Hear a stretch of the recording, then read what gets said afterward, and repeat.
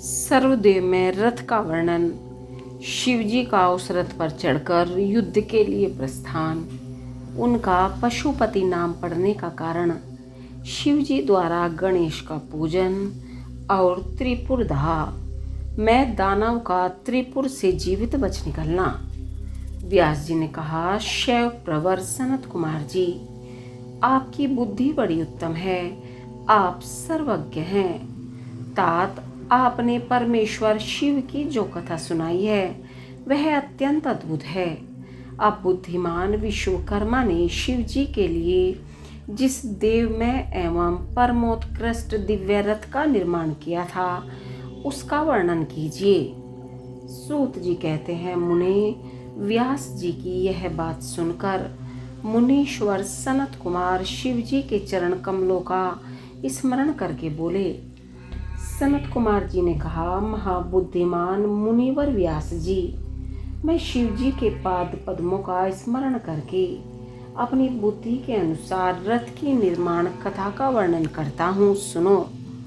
तदंतर विश्वकर्मा ने रुद्रदेव के लिए बड़े यत्न से आदरपूर्वक सर्वलोक में दिव्य रथ की रचना की। वह सर्वसम्मत तथा सर्वभूतमय रथ स्वर्ण का बना हुआ था। उसके दाहिने चक्र में सूर्य और वाम चक्र में चंद्रमा विराजमान थे। दाहिने चक्र में 12 अरे लगे हुए थे, जिनमें 12 सूर्य प्रतिष्ठित थे, और बायां पहिया 16 अरों से युक्त था, जिनमें चंद्रमा की 16 कलाएं विराजमान थी। उत्तम व्रत का पालन करने वाले विप्रेंद्र, अश्विनी आदि सभी 2700 नक्षत्र भी उस वाम चक्र की ही शोभा बढ़ा रहे थे। विप्रश्रेष्ठ चाहों ऋतुएं उन दोनों पहियों की नेमी बनी। अंतरिक्ष रथ का अग्रभाग अप्रभाग हुआ और मंदराचल ने रथ की बैठक का स्थान ग्रहण किया। उदयाचल और अस्ताचल ये दोनों उस रथ के कुबर हुए। महामेरु अधिष्ठान हुए और शाखा पर्वत उसके आश्रय स्थान हुए। संवत्सर उस रथ का वेग, उत्तरायण और दक्षिणायन दोनों लोहधारक मुहूर्त बंधुर कलाएं उसकी कीले हुई। काष्ठाएं उसका घोड़ा, क्षण अक्षदंड, निमेष अनुकर्ष और लव ईशादंड हुए। द्युलोक इस रथ का वरुत ऊपरी पर्दा तथा स्वर्ग और मोक्ष ध्वजाएं हुई। भ्रमु ऐरावत की पत्नी और कामधेनु जुए के अंतिम छोर पर स्थित हुए। अव्यक्त प्रकृति उसका ईशादंड, बुद्धि नंगवण, अहंकार, कोना और पंच महाभूत उसका बल थे। मुनिश्रेष्ठ, इंद्रियां उसे चारों ओर से विभूषित कर रही थी और श्रद्धा उस रथ की चाल थी। उस समय वेदों के 6 अंग ही उसके भूषण और पुराण, न्याय, मीमांसा तथा धर्मशास्त्र उपभूषण हुए। संपूर्ण शुभ लक्षणों से युक्त बल संपन्न श्रेष्ठ मंत्र घंटा के स्थानापन्न हुए और वर्ण तथा आश्रम उसके पाद बने। सहस्त्र फणों से सुशोभित शेषनाग बंधन रज्जु हुए और दिशाएं तथा उपदिशाएं उसके पाद बनी। पुष्कर आदि तीर्थों ने रत्न जड़ित स्वर्ण में पताकाओं का स्थान ग्रहण किया और चारों समुद्र उस रथ के आच्छादन वस्त्र बने। गंगा आदि सभी श्रेष्ठ सरिताओं ने सुंदरी स्त्रियों का रूप धारण किया और समस्त आभूषणों से विभूषित हो हाथ में चमर ले यत्र तत्र स्थित होकर वे रथ की शोभा बढ़ाने लगी। आवह आदि 7 वादियों ने स्वर्ण में उत्तम सोपान का काम संभाला। लोकालोक पर्वत, उसके चारों ओर का उपसोपान और मानस आदि सरोवर उसके सुंदर बाहरी विषम स्थान हुए। सारे वर्षाचल उसके चारों ओर के पाश बने और नीचे के लोकों के निवासी उस रथ का तलभाग हुए। देवाधिदेव भगवान ब्रह्मा लगाम पकड़वाने वाले सारथी हुए और ब्रह्मदेवत ओमकार उन ब्रह्मदेव का चाबुक हुआ। आकार ने विशाल छत्र का रूप धारण किया। मंत्राचल पार्श्वभाग का दंड हुआ। शैलराज हिमालय धनुष और स्वयं नागराज शेष उसकी प्रत्यंचा बने। श्रुति रूपिणी सरस्वती देवी उस धनुष की घंटा हुई और महातेजस्वी विष्णु बाण तथा अग्नि उस बाण के नोक बने। मुने चारों वेद उस रथ में जुतने वाले 4 घोड़े कहे गए। इसके बाद शेष बची हुई ज्योतियां उन अश्वों की आभूषण हुई। विष से उत्पन्न हुई वस्तुओं ने सेना का रूप धारण किया। वायु, बाजा बजाने वाले और व्यास आदि मुख्य मुख्य ऋषि वाहवाहक हुए। मुनीश्वर, अधिक कहने से क्या लाभ, मैं संक्षेप में ही बतलाता हूँ कि ब्रह्मांड में जो कुछ वस्तुएं थी वह सब उस रथ में विद्यमान थी। इस प्रकार बुद्धिमान विश्वकर्मा ने ब्रह्मा और विष्णु की आज्ञा से उस शुभ रथ का तथा रथ सामग्री का निर्माण किया था। सनत कुमार जी कहते हैं, महर्षि, इस प्रकार के महान दिव्य रथ में जो अनेक विध आश्चर्यों से युक्त था, वेद रूपी अश्वों को जोतकर ब्रह्मा ने उसे शिव को समर्पित कर दिया। शंभु को निवेदित करने के पश्चात जो विष्णु आदि देवों के सम्मानीय एवं त्रिशूल धारण करने वाले हैं, उन देवेश्वर की प्रार्थना करके ब्रह्मा जी उन्हें उस रथ पर चढ़ाने लगे। तब महान ऐश्वर्यशाली सर्वदेवमय शंभु रथ सामग्री से युक्त उस दिव्य रथ पर आरूढ़ हुए। उस समय ऋषि, देवता, गंधर्व, नाग, लोकपाल और ब्रह्मा विष्णु भी उनकी स्तुति कर रहे थे।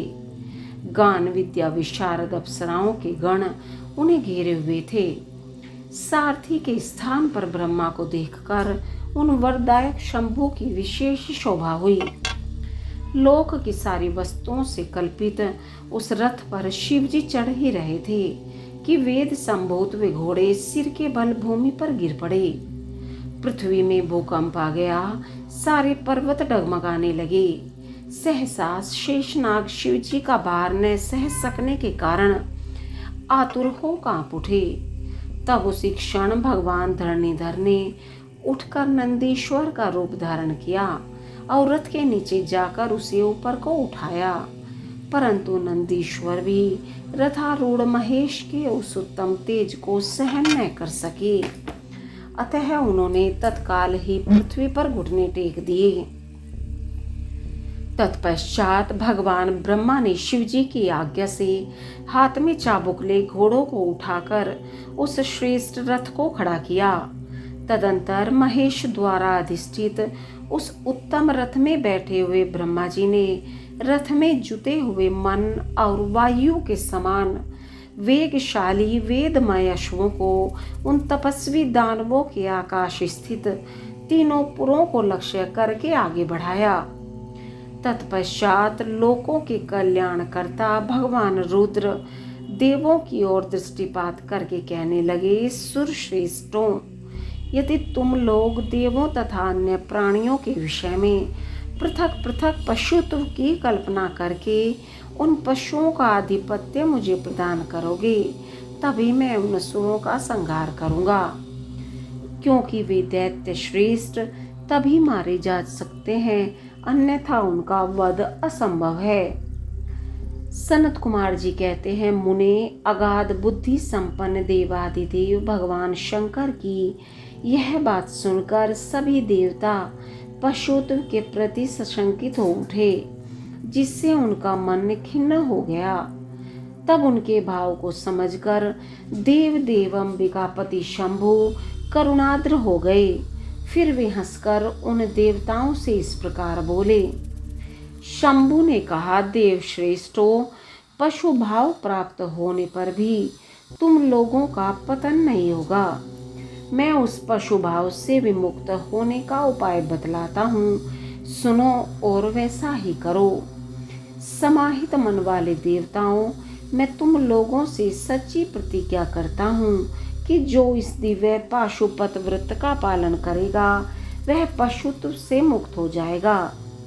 सुरश्रेष्ठों, तुम्हारे अतिरिक्त जो अन्य प्राणी भी मेरे पाशुपत व्रत को करेंगे वे भी निसंदेह पशुत्व से छूट जाएंगे। जो नैष्ठिक ब्रह्मचर्य का पालन करते हुए 12 वर्ष तक, 6 वर्ष तक अथवा 3 वर्ष तक मेरी सेवा करेगा अथवा कराएगा, वह पशुत्व से विमुक्त हो जाएगा। इसलिए श्रेष्ठ देवताओं, तुम लोग भी जब इस परमोत्कृष्ट दिव्य व्रत का पालन करोगे तो उसी समय पशुत्व से मुक्त हो जाओगे, इसमें कुछ भी संशय नहीं है। सनत कुमार जी कहते हैं, महर्षि, परमात्मा महेश्वर का वचन सुनकर विष्णु और ब्रह्मा आदि देवताओं ने कहा, तथेति, बहुत अच्छा, ऐसा ही होगा। इसलिए बड़े बड़े देवता तथा असुर भगवान शंकर के पशु बने और पशुत्व रूपी पाश से विमुक्त करने वाले रुद्र पशुपति हुए। तभी से महेश्वर का पशुपति यह नाम विश्व में विख्यात हो गया। यह नाम समस्त लोकों में कल्याण प्रदान करने वाला है। उस समय संपूर्ण देवता तथा ऋषि हर्षमग्न होकर जय जयकार करने लगे और देवेश्वर ब्रह्मा, विष्णु तथा अन्य प्राणी भी परमानंद मग्न हो गए। उस अवसर पर महात्मा शिव का जैसा रूप प्रकट हुआ था, उसका वर्णन सैकड़ों वर्षों में भी नहीं हो सकता। तदंतर जो शिवा तथा संपूर्ण जगत के स्वामी और समस्त प्राणियों के सुख प्रदान करने वाले हैं, वे महेश्वरियों सुसज्जित होकर त्रिपुर का संहार करने के लिए प्रस्थित हुए।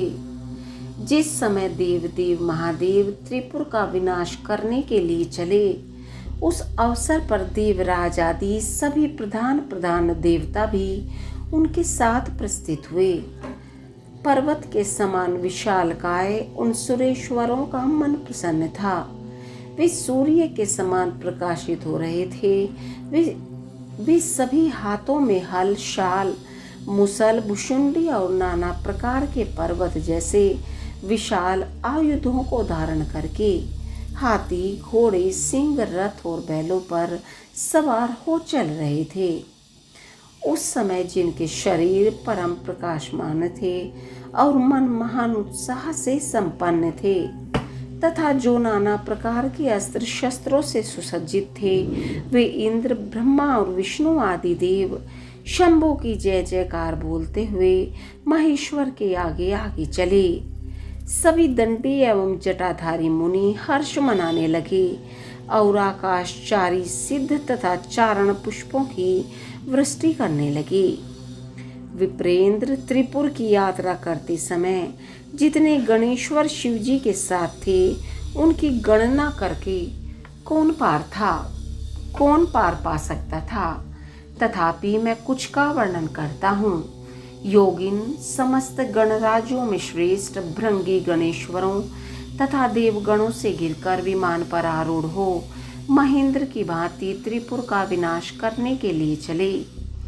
उनके साथ साथ केश, विगतवास, महाकेश, महाज्वर, सोमवल्ली सवर्ण, सोमप, सनक, सोमधक, सूर्यवर्चा, सूर्य प्रेक्षणक, सूर्याक्ष, सूर्यनामा, सुर, सुंदर, प्रस्कंद, कुंदर, चंडकंपन, अतिकंपन, इंद्र, इंद्रजय, यंता, हिमकर, शताक्ष, पंचाक्ष, सहस्त्राक्ष, महोदर, सतीजहु, शतास्य, रंक, कर्पूर पूतन, द्विशिख, त्रिशिख, अहंकार कारक, अजवक्त्र, अष्टवक्त्र, हैवक्त्र, अर्धवक्त्र आदि बहुत से अप्रमेय बलशाली वीर गणाध्यक्ष लक्ष्य लक्षण की प्रवाहन करते हुए महेश्वर को घेर कर चल रहे थे।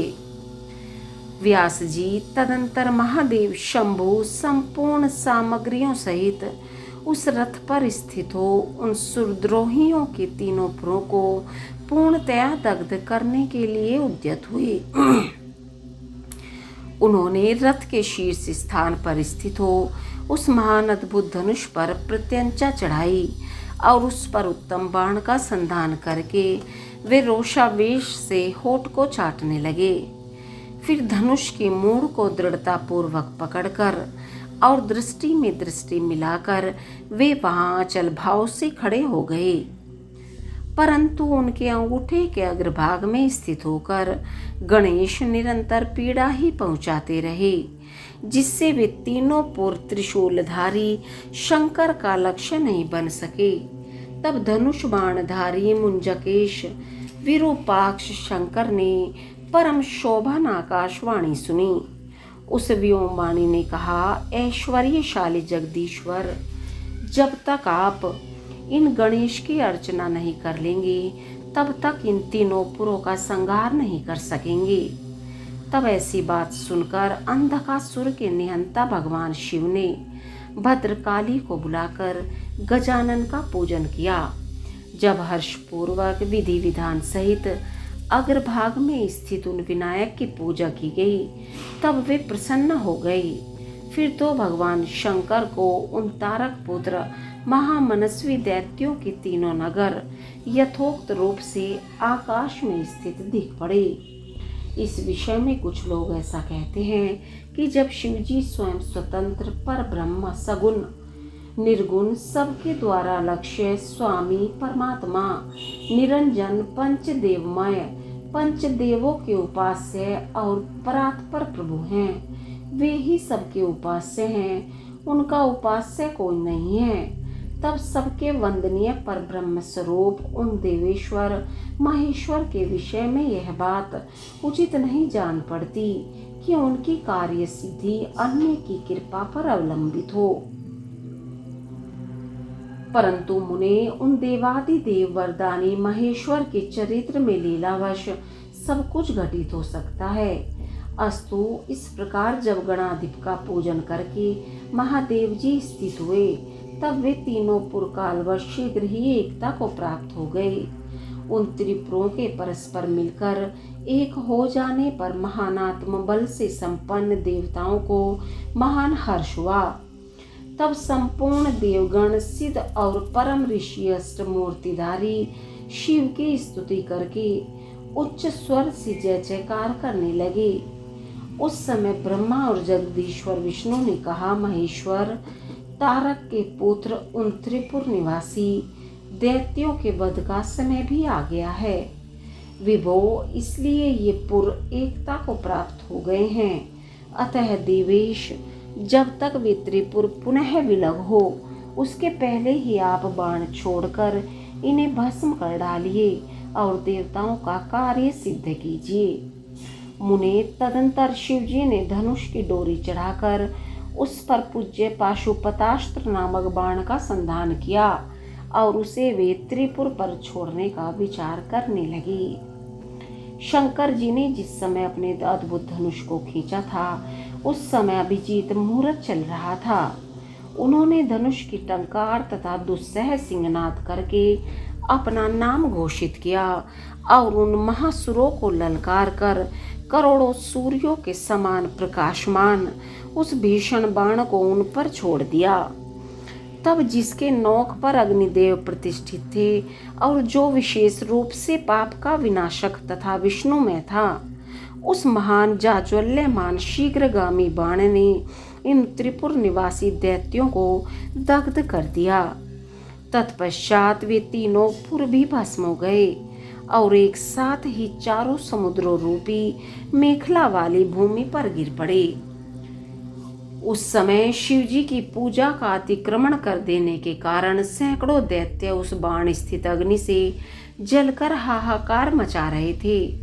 जब भाइयों सहित तारकाक्ष जलने लगा तब उसने अपने स्वामी भक्तवत्सल भगवान शंकर का स्मरण किया और मन ही मन महादेव को देखकर परम भक्ति पूर्वक नाना प्रकार से विलाप करता हुआ वह उनसे कहने लगा। तारकाक्ष बोला, भव, आप हम पर प्रसन्न हैं, यह हमें ज्ञात हो गया है। इस सत्य के प्रभाव से आप फिर कब भाइयों सहित हमको दग्ध करेंगे। भगवान, जो देवता और असुरों के लिए अप्राप्य है वह दुर्लभ लाभ हमें प्राप्त हो गया। अब जिस जिस योनि में हम जन्म धारण करें वहाँ हमारी बुद्धि आपकी भक्ति से भावित रहे। मुने यों वे दैत्य विलाप कर ही रहे थे कि शिवजी की आज्ञा से उस अग्नि ने उन्हें अद्भुत रीति से जलाकर राख की डेरी बना दिया। व्यास जी और भी जो बालक और वृद्ध दानव थे वे शिवाज्ञा अनुसार उस अग्नि द्वारा शीघ्र ही जलकर भस्म हो गए। यहाँ तक कि उन त्रिपुरों में जितनी स्त्रियां और पुरुष थे वे सबके सब उस अग्नि से उसी प्रकार दग्ध हो गए जैसे कल्पांत में जगत भस्म हो जाता है।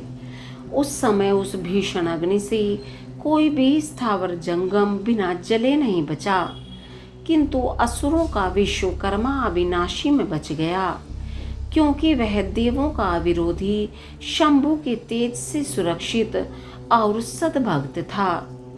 विपत्ति के अवसर पर भी वह महेश्वर का शरणागत बना रहता था। जिन दैत्यों तथा अन्य प्राणियों का भाव अभाव अथवा कृत अकृत्य के प्राप्त होने पर नाशकारक पतन नहीं होता, वे विनाश से बचे रहते हैं। इसलिए सत्पुरुषों को अत्यंत संभावित उत्तम कर्म के लिए ही प्रयत्न करना चाहिए, क्योंकि निंदित कर्म करने से प्राणी का विनाश हो जाता है। अतः ग्रहित कर्म करने का आचरण बिल्कुल भी न करें। उस समय भी जो दैत्य बंधु बांधवों सहित शिव जी की पूजा में तत्पर थे वे सबके सब शिव पूजा के प्रभाव से दूसरे जन्म में गणों के अधिपति हो गए।